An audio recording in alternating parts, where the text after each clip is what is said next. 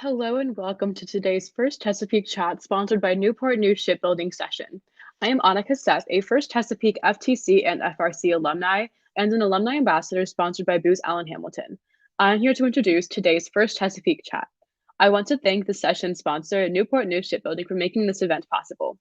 As a brief housekeeping item, we're going to first let the speakers present and then open up for discussion questions later on if there is time.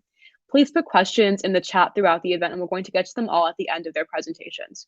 Before we get started, a quick reminder that the volunteer registration system is now open for FTC volunteers with our first event of the season this weekend. We again have remote roles available, like judging, making it possible to support our STEM community very easily, even from afar.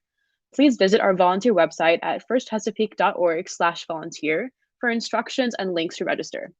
On that note, let's get started.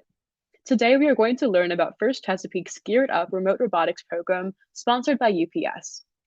The GearedUp remote robotics program was developed as a way to keep students interested and engaged in STEM learning when schools pivoted to remote learning last fall. Focusing on building STEM-based skills, students use a kit of parts and engage in weekly remote activities to build and program their own robot. And best of all, they get to keep the robot at the end of the program. Because GearedUp is led by trained instructors and tied to core academic standards, it can be used either as a standalone after-school activity or as a classroom program to enhance STEM learning. It is also a great first step to introducing students and potential mentors to the basics covered in FIRST programs like FIRST Tech Challenge. The GearedUp program is currently taking reservations for online holiday camps in December and reservations from teachers and home educators for second semester weekly instruction. You can find out more about the GearedUp program by visiting https://gearedup.firstchesapeake.org, and that link is also going to be posted in the chat section shortly. So far, about 350 students and educators have experienced the excitement of STEM learning, including mechanical engineering, coding, and physics, using GearedUp's easy-to-use and curriculum-based format. With that introduction, I want to give you a chance to get to know our speakers for today a little bit better. We have Mr. DeVell Smith, an assistant principal at Martin Luther King Jr. Middle School. Mr. Smith's school has taken part in the GearedUp program for the past 3 semesters. We're also joined by Lee Reed, a GearedUp program instructor. Mr. Reed is one of our lead GearedUp instructors and also a first alumni himself.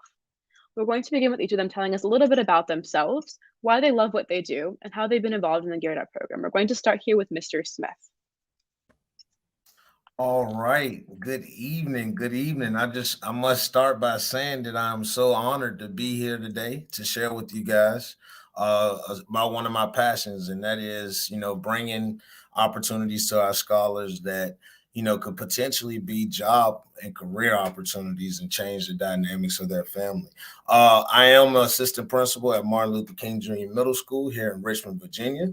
And at our STEM Academy, we have partnered with GearedUp and First Robotics Chesapeake to bring in the FTC program. And I am just, on fire tonight to be here because I think it's a grand opportunity to promote the awesome work that First Chesapeake is doing. Awesome. Thank you so much. And Mr. Reed, if you want to join us, telling us a little bit about the program and how you got involved with it. Absolutely. So as I said, my name is Lee Reed. I'm one of the GearedUp instructors this year. I graduated VCU in 2015 with a bachelor's degree in mechanical engineering. While I was at VCU, I worked as a tutor and eventually for a company called Internet for Kids. And that's kind of where I just very much found my joy in teaching things and helping explain things to people and helping people understand things. And so I did that job for a while, which then led me to being one of these GearedUp instructors. And it's been very good and rewarding, and it's challenging to do remotely, but those challenges kind of make their own sort of sense of accomplishment once you overcome them. It's been great. That is very inspiring. Thank you so much for sharing. At this time, for audience members, if you want to put in questions to the chat, I'm happy to read them out for our lovely panelists to give you answers to your questions. And while we wait for those, I'm going to ask some of my own questions here. So last year, we heard teachers and parents talking a lot about how much students grew after taking part in the GearedUp program. And I would love to hear some examples you might have of that happening firsthand if you have any. Mr. Smith, if you want to start us off here with an example of a student or a member who you saw grow through the program. And so, I am going to point out one particular young person that, there was in our academy last year during a virtual setting, who had some growth throughout this process. But I also just kind of want to recognize that because Mr. Reed did kind of speak on this a little bit, but, going from that virtual to in person, I think there was a lot of growth being in a virtual setting just because it was virtual. Scholars were had to kind of be able to conceptualize and see what the instructors were talking about and then do that, at their homes, in their personal space. And so now I'm so happy because we do actually have Mr. Reed in our building working with our scholars along with another young lady. And so I would say the growth comes in, the exposure piece, the experience. A lot of our scholars haven't had those opportunities. And so when they get a chance to work with Reed and to learn about coding and to learn about, different, even to some of the mechanical pieces and how to put that robot together and, what it takes for a gear to turn. And I think all of that, culminates together to create growth because it's an experience that they may not have other than working on a bike or seeing a family member work on a car. But I think this creates a hands-on opportunity, and we all know we learn by doing. And so I must say that it's an opportunity for learning, in a hands-on kinesthetic type of way. That's really wonderful. Thank you so much for sharing that really great perspective, especially on virtual learning and COVID-19 there. Mr. Reed, if you want to chime in maybe with an example of a student that you saw grow personally, that'd be really wonderful to hear about as well. Sure. Kind of going off of what he said, there's definitely for a lot of these students, it kind of ends up being the first time they've worked with a lot of these sorts of parts and robotics, and so there's a big growth in vocabulary, if nothing else, like explaining what certain things are and just adding these words and phrases and mechanics to the vocabulary is one big example of growth. And another one, so I've had a couple of this is the robot that we've been working on. I've had a couple students have some trouble with a couple of the screws in the motor controller here, and one student I was very proud of did some amazing troubleshooting of he was having trouble with the screws. The screwdriver supplied in the kit wasn't working. He saw an opportunity to use a different type of screwdriver, and he realized that was a solution. And then I've been able to pass that solution on to other instructors, other students, and that's one of the big highlights of the session for me. That's really wonderful to hear. Wow, thank you for sharing. And I think on the bit about specificity of vocabulary, I know that on my first robotics teams, the number of times someone is like, hey, can you pass me that thing? And you spend 10 minutes like, okay, what thing do you want? Do you want the pliers? Do you want the screwdriver? Like, what do you want? Yes, I think that is a very valuable skill that I am still learning as an engineering major in college now. So thank you for sharing that as well. Another question that I have for y'all is what surprised you about the program so far? Have there been things with students or with families or with general like management of the program that have been surprising to you during its delivery? And we'll start with you this time, Mr. Reed, if that's okay. What has surprised me? It's okay if nothing has as well. I guess it would kind of be going back on that vocabulary, sort of again of it's surprising like how like the sort of range of some people will have like very specific knowledge of things, some people will not, and just the ability to the way that students can adapt and grow and learn from each other and sort of all kind of come together on on these projects is very cool. And that's wonderful. And Mr. Smith? For hello? Oh, we can hear you. You're all good. Okay, perfect. And so I would say what surprised me the most is, kind of going with the range of student that, was able to, we have students from all different backgrounds, all different, experiences and all different, intellectual ability. And, quite frankly, I feel like, whether you came in with, above average knowledge or, below, they all took to it. And I think once they got over the first one or two sessions, it was like, oh, Mr. Smith, that was pretty cool. And so, I was just really happy to see the excitement.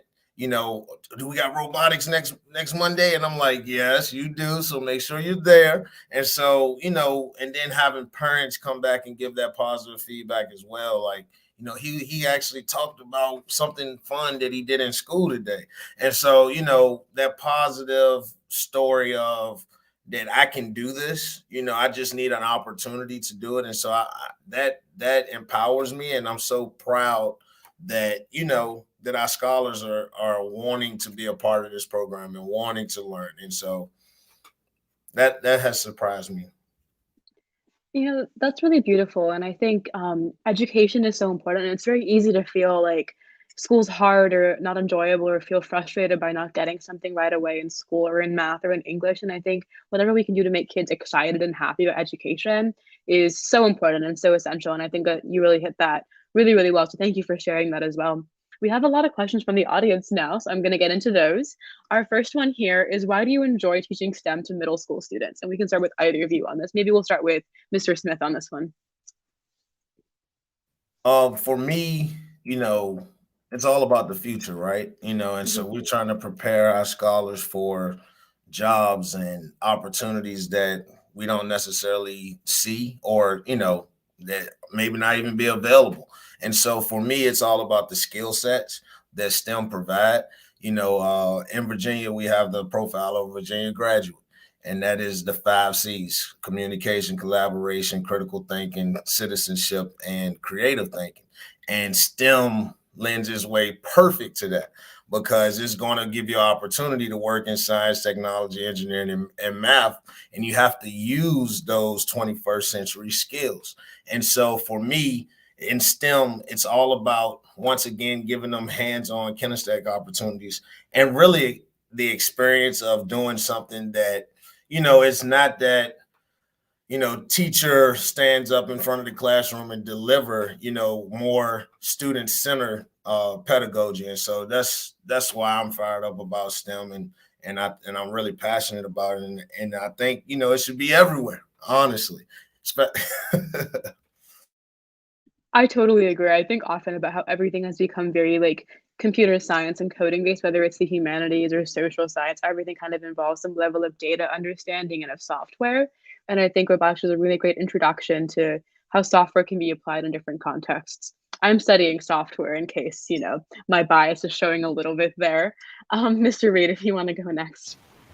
I was honestly going to say some similar things of just, there's the stereotype of like middle schoolers and teenagers being kind of like very, very internal and like introverted, not wanting to express themselves a ton. But once you get the parts into their hands and get them working on things, and the first time like they are able to like press the joystick and have their robot like move across the room, like you can't contain them. Just the getting them going on things and working on things and just seeing what they can do is hugely rewarding and very fun to do. Yeah, that's really inspirational. I think my favorite moments from competing in First Robotics was being able to teach elementary school kids and, seeing like a 6-year-old or an 8-year-old program something is just like, wow. Like it's really wow. And that's the only word that I can use to describe it because it's just so incredible to watch and experience that. Up next, we have a question again from the chat here about how reaching geographically this program is right now, because they would love more people in Virginia Southwest region to be involved in this program. Mr. Reed, I think you might know best how far the program is reaching right now. So currently, in person, I'm also from Richmond, Virginia, so we're kind of limited in the scope there. But remote, we are doing a number of classes for high schools and middle schools in DC. Um, so I know that we can expand farther than we have. I don't know all of the logistics of that, but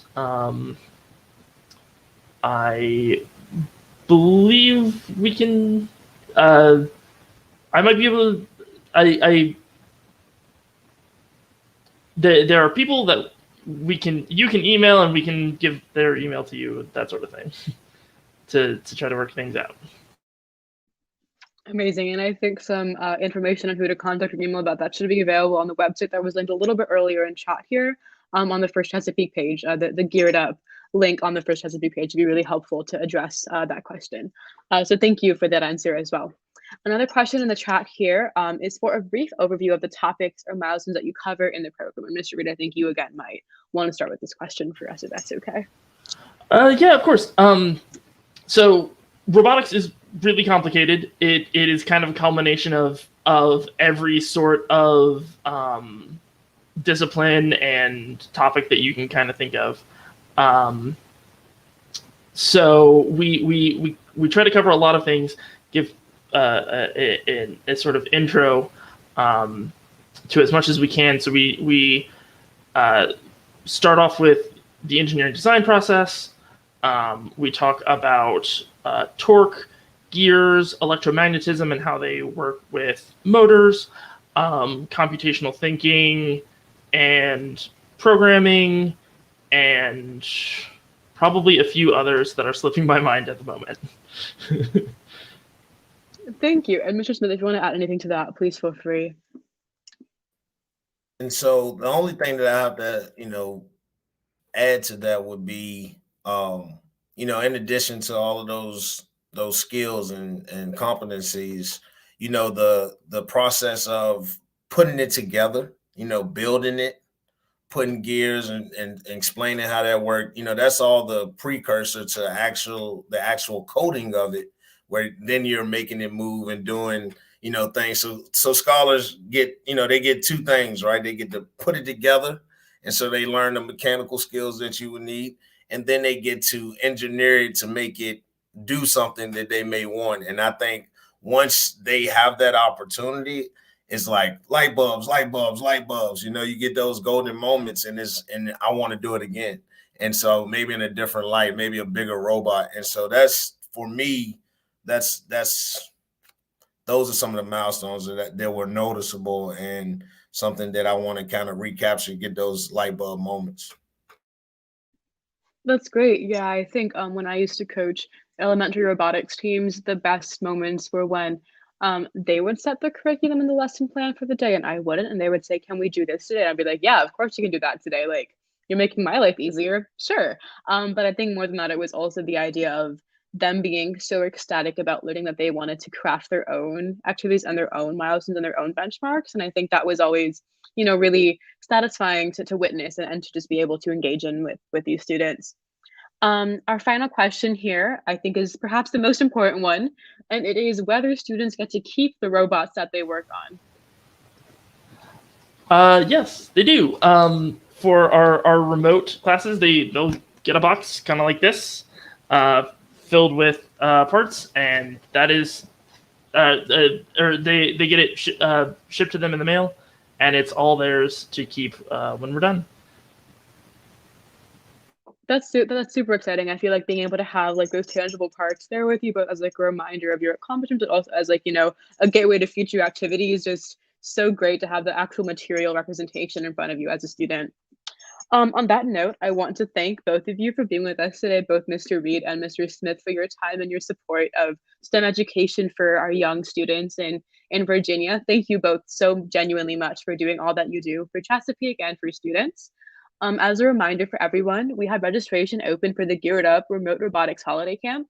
This fun and interactive activity for middle school students and families will run from December 27th to 31st, 2021, with 5 2-hour remote sessions led by a trained instructor.